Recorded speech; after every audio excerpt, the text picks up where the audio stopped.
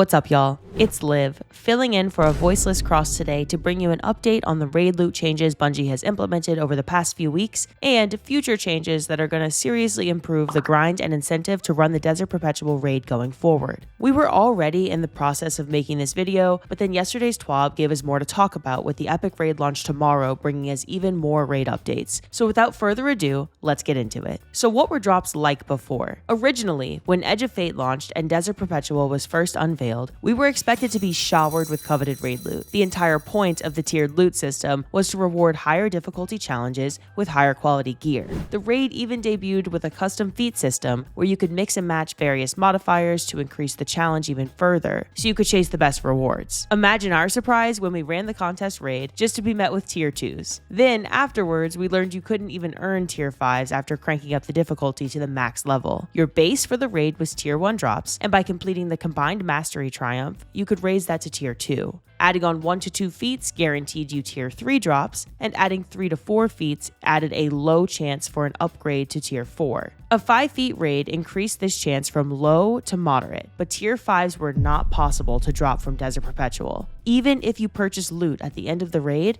tier 4 was the maximum possible drop until Ashen Iron. And we're not even talking about power leveling. If solo ops were the most optimal method to climb in power, the raid was perhaps the most unoptimal way to climb in power. Raid drops would be at power, so you could never climb. Even on 5 feet, there was no such thing as gaining power by doing the newest raid content in the game on the hardest difficulty. So all of this combined not only made running 5 feet raids pointless unless you were completing the triumph, but raiding as a whole had very little incentive. 3 feet raids were really the best method to farm for gear. Finally, once Ashen Iron rolled around, Desert Perpetual was updated to include a rare chance of tier 5 loot, with base drops being increased to tier 2. Bungie removed the benefits from the combined mastery triumph and added in a new RNG function, where all gear has a chance to drop at +2 from your tier based on both foundation and feats applied in full raid clears. This functionally allowed tier 5s to drop in 3 feet raids, maintaining that 3 feet raids were often the best option to farm.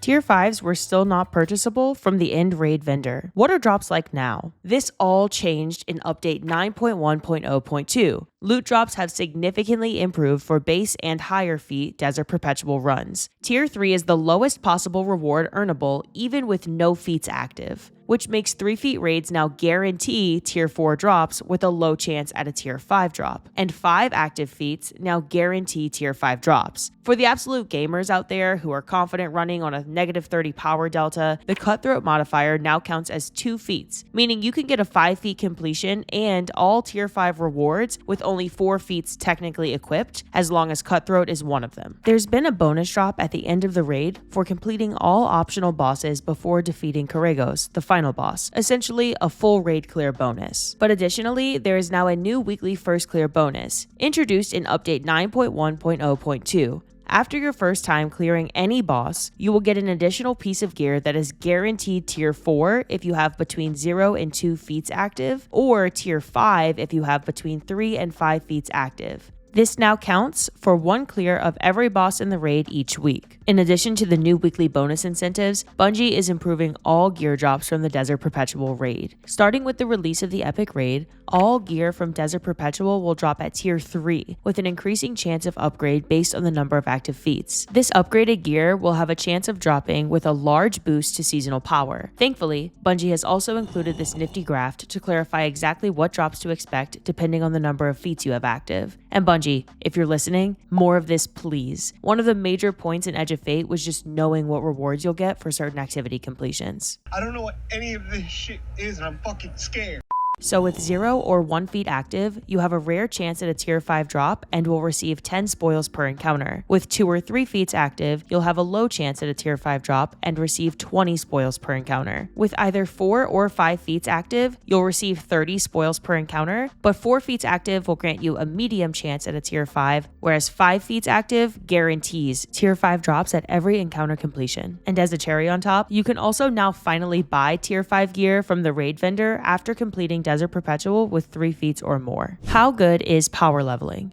So good news, higher tier loot is much more accessible than it was previously, but the question still in our minds is, Is farming the raid an optimal method to power level? With all the updates to raid drops, Bungie has also increased power gains up to +2 per drop, and there are now pinnacle drop chances for those grinding for max power level. Each week, there are now 2 raid challenges. Completing the first raid challenge in either the base or epic raid will unlock the second challenge, which is only available in the epic raid. Completing these challenges will award you with bonus gear rewards in every encounter. Bonus weekly gear comes with a guaranteed power increase that scales based on your level. You can see the guaranteed power bonuses on screen now, with the largest jump present at over 100 power +7 and the lowest at over 500 power +2. Where you can guarantee 4 pieces of higher power gear every week just from the normal raid, and that's doubled if you complete the epic raid afterwards. These changes are massive and definitely incentivize running the raid for leveling and endgame gear, which is so important to the health of the game. The raid and dungeon content in Destiny is without a doubt some of the best in the gaming industry, and without any incentive to play it, Destiny loses a lot of its appeal for players very quickly. But back to the question at hand,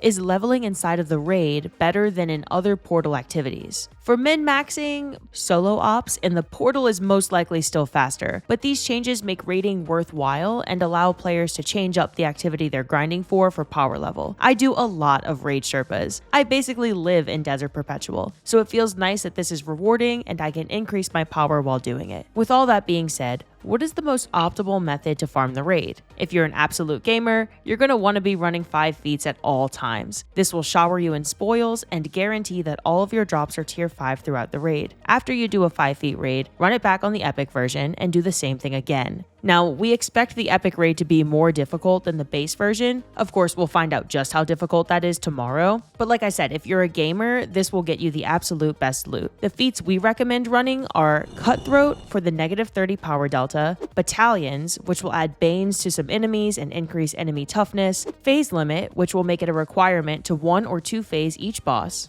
and res token limit, which, you guessed it, further limits your res tokens to 3 for the whole team and splits them between the fire team. Now, if you'd like decent gains without the hassle of completing 5 feat raids, then a 3 feat is your best pick. Remove the Cutthroat modifier, which counts as 2 feats, so now you're back on power, taking and dealing normal amounts of damage. This will still net you a high chance at tier 4 drops and a low chance at tier 5 drops, so it's not impossible to come out of these runs with some high quality endgame loot. After weekly runs, we've seen a lot of people farming 3 to 5 feat final boss checkpoints for a steady flow of leveling and high tier loot, so this seems to be a solid method for most people. Again, this may all change after the epic raid launch, but we'll just have to wait and see. And that's everything. Hopefully Cross will be feeling well enough to run the day 1 epic raid race, and I wish him luck. During the raid race, Bungie will be giving out an emblem if you watch 1 hour over on Twitch, so feel free to stop by and hang out. And if you're looking for a group to run the raid, or just want to hang out and chat with the community, you can join the Discord. Let us know your thoughts on all of the raid changes down below. And fellas and ladies, thank y'all for coming and watching, as always. Slap that like button like your mama told you right.